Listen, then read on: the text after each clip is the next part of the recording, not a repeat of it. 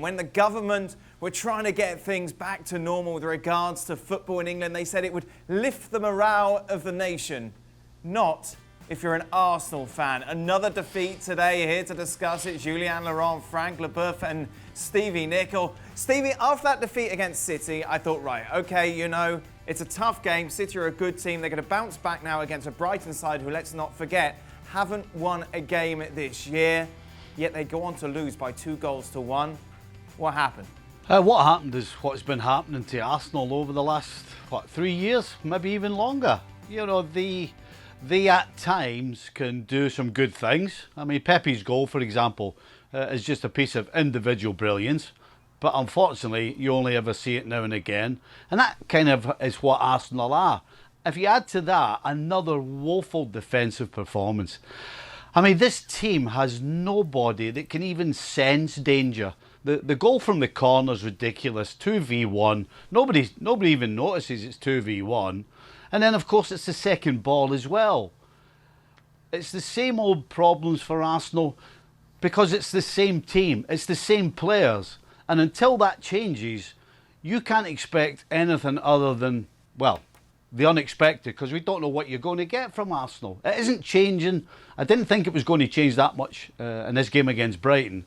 And I don't see it changing much for the rest of the season, to be honest. But surely the players they had out there today should be good enough to beat Brighton. Yes, I think so. I think they did well in a way that they, I think, dominated the game, and they had chances, and they hit the crossbar, and Ryan made some good saves. But I think we have to review the expectation that we have on the Gunners. We keep the track on who they were and not who they are, and the club is not where it used to be. And those players who are on the field are not the players that we used to see. And it's clear that there is a lack of consistency, there is a lack of performances. Defensively, it's quite a nightmare. And when you used to have fantastic players, international, worldwide players at the Emirates Stadium and before Highbury, you want to see the same thing. But they are not the same players. And Arsenal is not the same team that it used to be. And we saw that today, where they can't keep a score. They have a hard time to score. They can't keep it, and then at the end, they even surprised with another 1-2, a very good 1-2, but lack of marking, lack of concentration to even just draw a game against Brighton. Let's welcome in our Arsenal apologist now to the show, Julien Laurens. Jules, how do you spin this one? Well, like the boys have just said, I think there's a lack of efficiency in both boxes that is quite outstanding, really, when you think about the chances that they missed, and they could easily have been 3-0 up with the Saka hitting the crossbar, and then, like I said, with two big chances, the first one blocked by Dunk and the second one stopped by Ryan. And obviously that has a big impact on the game, and then when you concede the goals, you concede because Arteta is right at the end. It's unacceptable the way you concede the 2 goals. The first one on set pieces, the second one right at the end, which was quite a simple move, really, a dummy and a 1-2.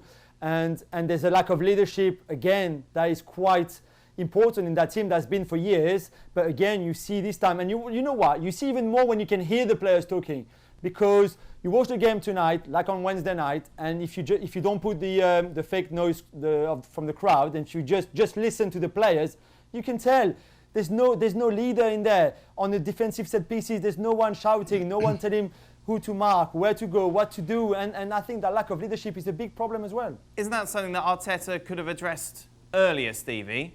Is there not a case of going, right, this is what we're going to do for set pieces, this is your role? He's got to be at fault in these sort of situations, surely. Unfortunately, Dan, you don't understand the mentality of your professional footballer.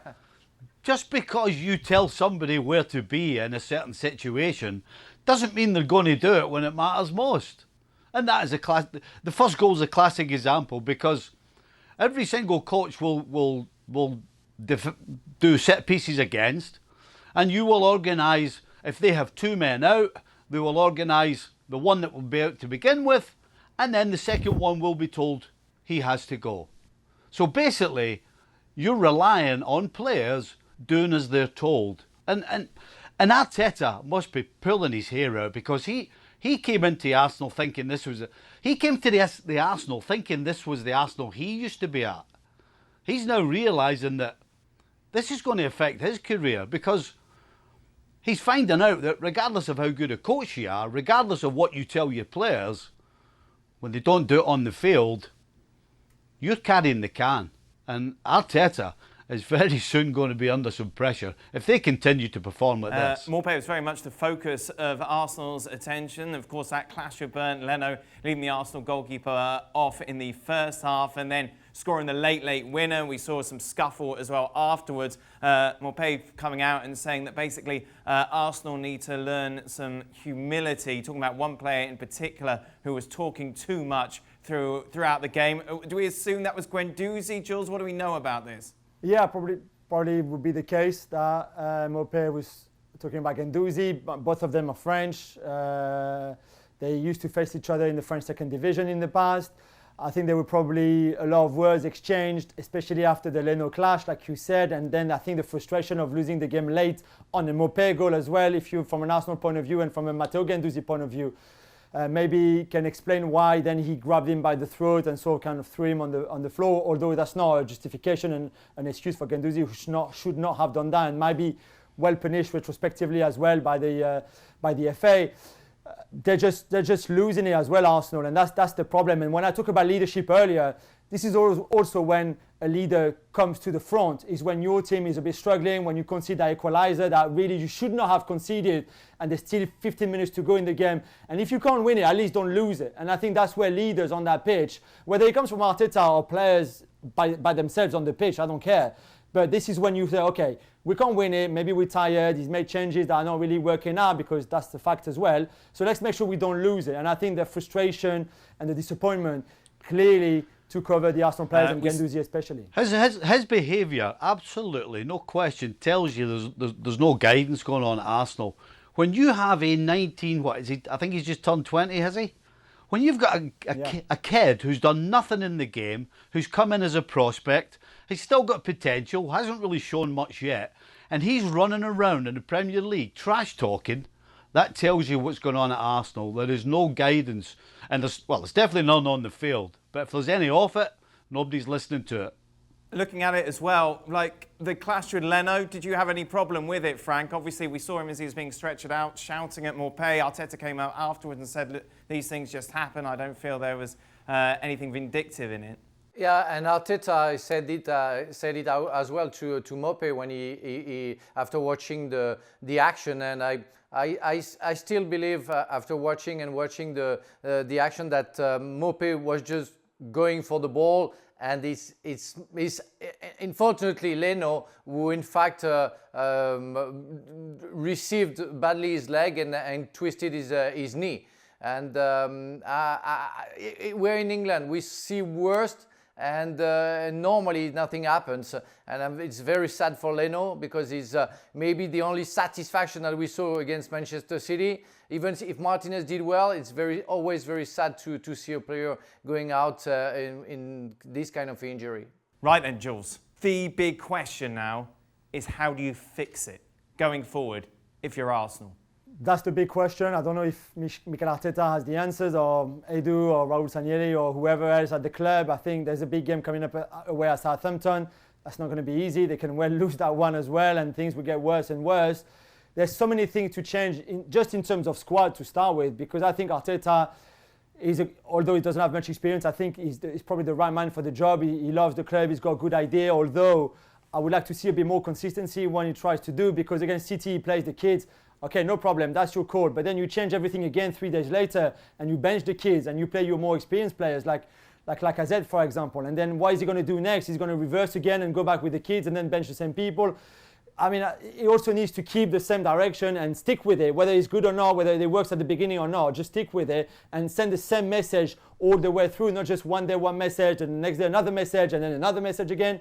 But I think he's the right guy for the job. But then there's so much rebuilding to do in that squad, so much character to bring in, the not so good character to get rid of. There's players who are not good enough, not even just for Arsenal level, for Premier League level. I mean, come on. Today, Ceballos, I mean, what was that? He does 1,000 touches every time he's on the ball. I mean, Mustafi at the back, Right now Stevie is a better defender than Shkodran Mustafi. There's no doubt.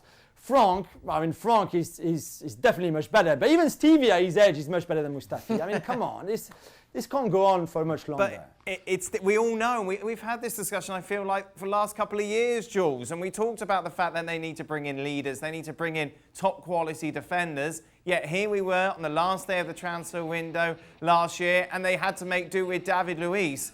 How is things going to change if you can't attract the sort of players that you need, that you want, that you are looking to bolster this squad? You just kind of see that Arsenal just going round in this weird, vicious circle.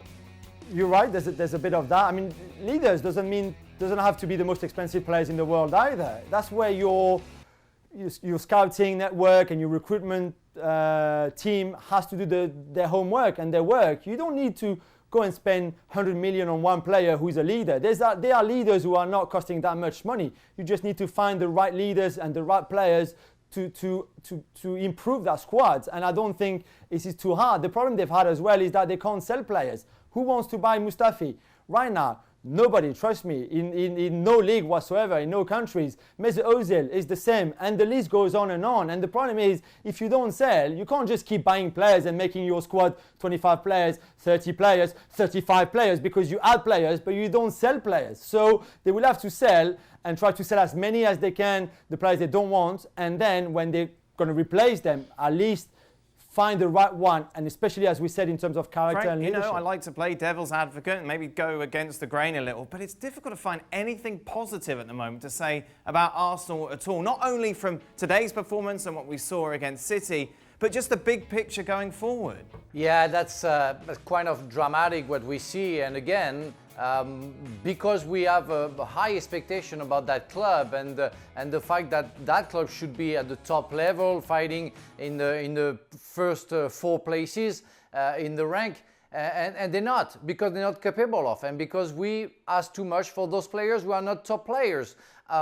Jules were talking about those players who should go, and you were asking if who could come, but don't worry. And that's the sadness of everything. Nobody wants to come to Arsenal right now because Arsenal is not the club it used to be. And top players don't want to go to Arsenal because what they're going to do there? They have to buy 10 players. But, as Jules said, you don't need to spend 100 million for each. You have to be clever. And that's the main problem. In the 90s, between 95, 96 and 2001 when I was playing against Arsenal, they were so clever on recruiting good young players. They don't do that anymore, so you don't see anything anymore. And that's the result of a bad performances for also what's going on in the office of the club, because they don't recruit the right people for the right club. It's a mess, isn't it, Stevie? Listen, if there's any sort of positive thing, it has to be the young kids. You know, the Martinellis and Ketias, the Maitland-Niles. Unfortunately for Arteta, the only way these kids can get to the full potential is if they're surrounded by hardened pros, leaders, people with courage and a big heart, but ability. And right now, these young kids are surrounded by none of that whatsoever. And Dan, that's true what Stevie says. At the time when I was talking, when they were recruiting young guys, they had Tony Adams, Jan Wright, Martin Keown, Ray Parlour, so many Dixon. Fantastic, Dixon, so many fantastic players, and they could bring young players who were completely sticking to what the club was. Now it's hard for the youngs because they have nobody around them. Well, thank you very much for watching ESPN on YouTube. For more sports highlights and analysis, be sure to download the ESPN app. And for live streaming, premium content, and let's not forget as well, ESPN FC 7 days a week. Subscribe to ESPN+.